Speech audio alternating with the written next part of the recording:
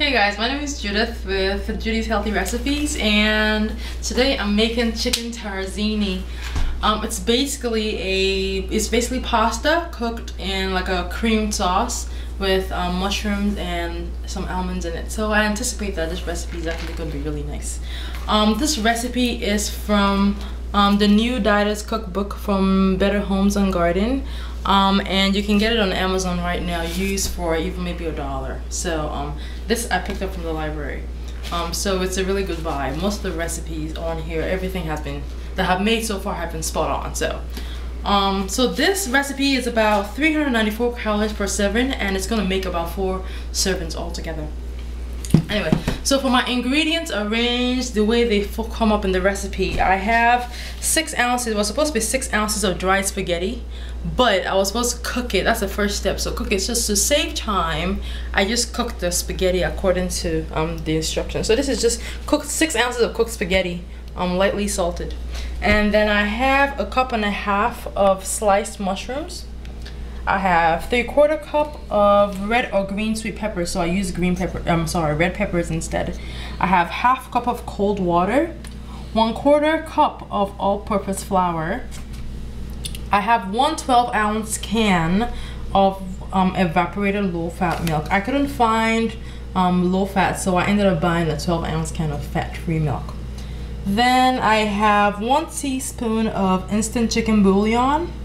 I have 1/4 teaspoon of ground black pepper, 1/8 teaspoon of salt. I'm supposed to have 1 cup of chicken or turkey, cooked turkey or chicken without anything, but I could only come up with almost like 3/4 cup, so that's what I'm gonna use. I have 1/4 cup of finely shredded Parmesan cheese, 2 tablespoons of dry milk. Originally the recipe called for dry sherry or milk, so I used dry milk instead because I didn't know what sherry was. He asked for non-stick cooking spray, and I'm using a generic Giant Eagle canola oil spray, and 1 tablespoon of sliced almonds. Okay, so these are the ingredients for today's recipe, and I'm going to get started. The first thing on the recipe says cook the spaghetti up to spaghetti according to the directions. I already cooked it, so that's fine. Then it says in a large bowl covered saucepan, cook the mushrooms and sweet peppers in a small amount of boiling water until tender. So I already have some water boiling right here. I'm just going to add my mushrooms and my peppers into the water until it's cooked. It's nice and tender.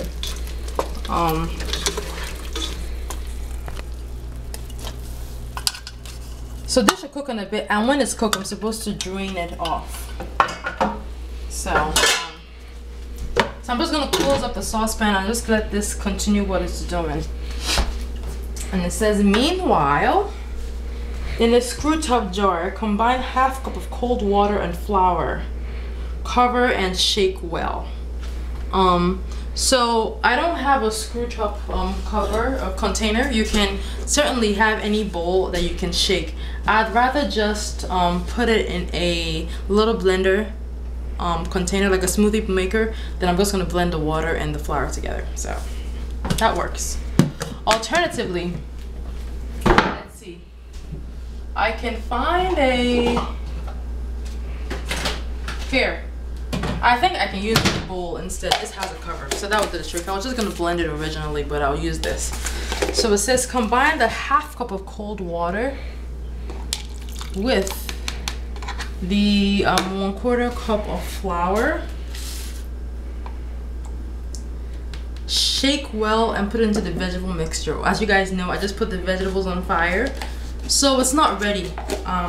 But I'm just gonna cook it. I'm just gonna shake it. Have it ready for whenever my mushroom is ready. So it's shaking pretty well actually. As long as you use something that doesn't leak, they're gonna be pretty much fine. Okay guys, so I'm just gonna keep shaking this and make sure everything is nicely shaken.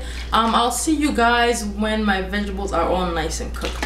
All right. Thanks, guys. Okay, Bye. guys. So right now the vegetables have been boiling for a while, and I think look at the mushrooms. I think they're nice and cooked right now. This is the way I like my mushrooms to be. So I'm just going to go ahead and drain them. That's the next step in the video. So go ahead and drain your vegetables and then return it to the saucepan. So I'm just gonna put this in a strainer, and I'm going to return the vegetables to the saucepan.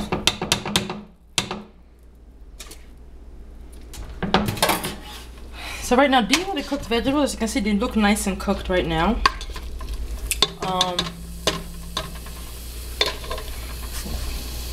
Alright, so the next step in the recipe is do in the screw top jar, combine the cold water and the flour, which I already did earlier, and stir it into the vegetable mixture.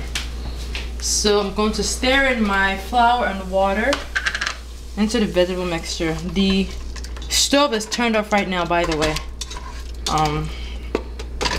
Okay.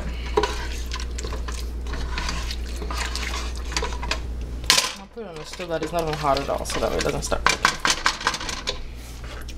And then it says, let's see, stir in the evaporated milk, bouillon granules, black pepper, and salt. So the milk, granules, black pepper, and salt are coming with me. So this is the evaporated milk. And the milk is a little runny, so that's good because the flour is thicken it a little bit.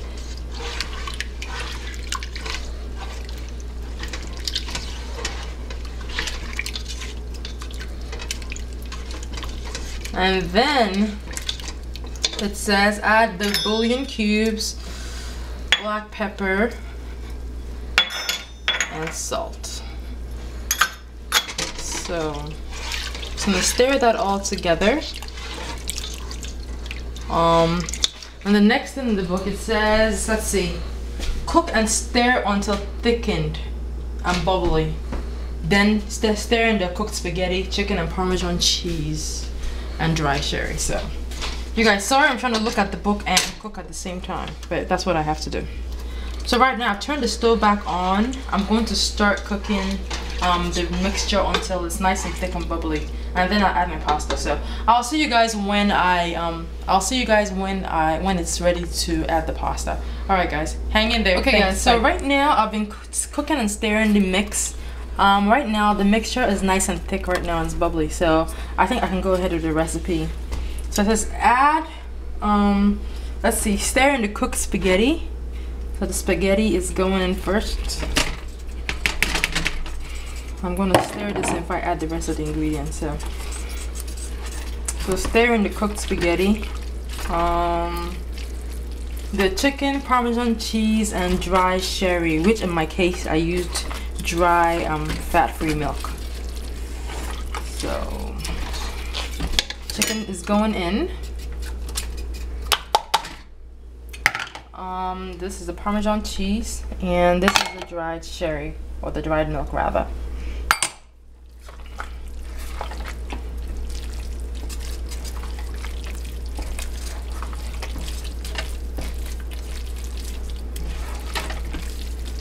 So as long as it's nice and stirred properly, I'm just going to go ahead and turn off the stove and then prepare my baking dish, because I'm going to have to bake it for about 10 minutes as well.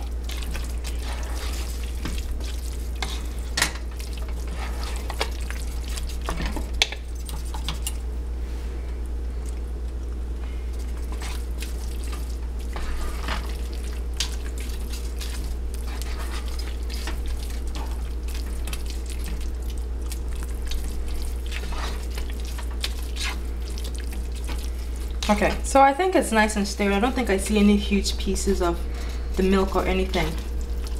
I'm turning off the stove, and then I'm going to prepare my baking dish. So it says use a 2-quart square baking dish. This is the only square baking dish I have. I know I need to invest in another one, but I need to spray it down.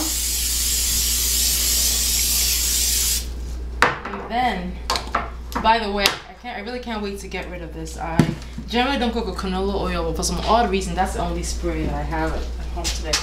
Anyway, so now I'm gonna go ahead and just put the spaghetti mix into the baking dish.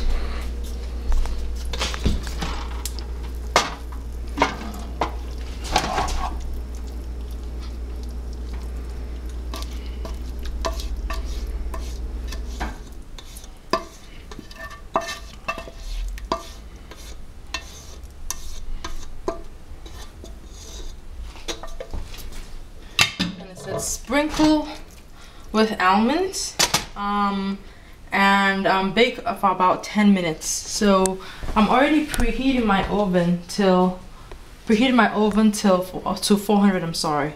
So I'm just gonna sprinkle this with like 1 tablespoon of almonds, and it says cook it for 10 minutes or until the almonds are lightly toasted. I think this is gonna be really nice, by the way, because some of my favorite things are in this recipe. It's the almonds, it's the green peppers, the red peppers, and the mushrooms.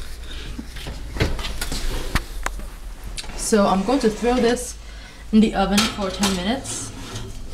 And then I'm going to bring it out, and obviously you guys know what follows after. It's gonna be the tasting, so let's see. Set my timer to 10 minutes. As you can see here, and I'll just get started. Alright guys, thanks for hanging in there with me. I really hope this recipe comes out as beautiful as I think it's gonna turn out, but thanks. And after I bring it out of the oven, I'll just let it cool and I'll taste it and I'll tell you guys what I think. Alright, thanks guys. Okay guys, so I just pulled the my dish out of the oven, and as you can see, it's still really hot. My almonds are nice and lightly toasted at the top. It looks very similar to the picture, if you can see the picture in the book. So I'm really happy with the way it turned out. I'm just gonna let this cool down for a little bit, and I'll go ahead and taste it. And hopefully it tastes as good as it looks. Alright you guys, thanks. Now for the best part of this whole episode, I'm just gonna taste it. So I'll get a little bit of, I have a little bit of peppers, I'll get a little bit of mushrooms, and the chicken, and some nuts if I can find any. I hope it's good.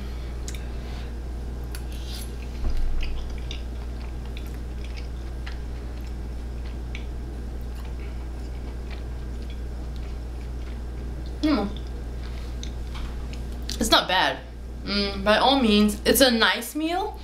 I don't think that I can eat it as a whole meal, so I can definitely eat it as a side dish, but I think if I eat it as a whole meal, halfway or a quarter through the meal, I'm gonna get tired of it because it's just a little too creamy for me. I think that the flour could have definitely been lessened because it feels like it's a little heavy on the flour, and maybe even the dry milk. I thought that the recipe would have come out really beautifully if they had just used the evaporated canned milk. But overall, a good recipe. I wouldn't add it to my everyday cooking menu. I would add it, I would make it once in a while, but overall it's good. So I give it like a B+. Alright you guys, thanks. And for next week, we are going to be making, I think this is like a chicken section, so please bear with me if I'm making only chicken stuff, but chicken and corn chowder from the same book. It says this is a south of the border flavor dominates this thick savory chowder. Green chili peppers provide a kick, and cilantro, a prominent herb in Mexican foods, add the air of authenticity. So that's exactly what we're making next week. Thank you guys for watching, and please don't forget to subscribe and tell your friends about this channel because I'm really excited about it. Alright, thank you. Bye.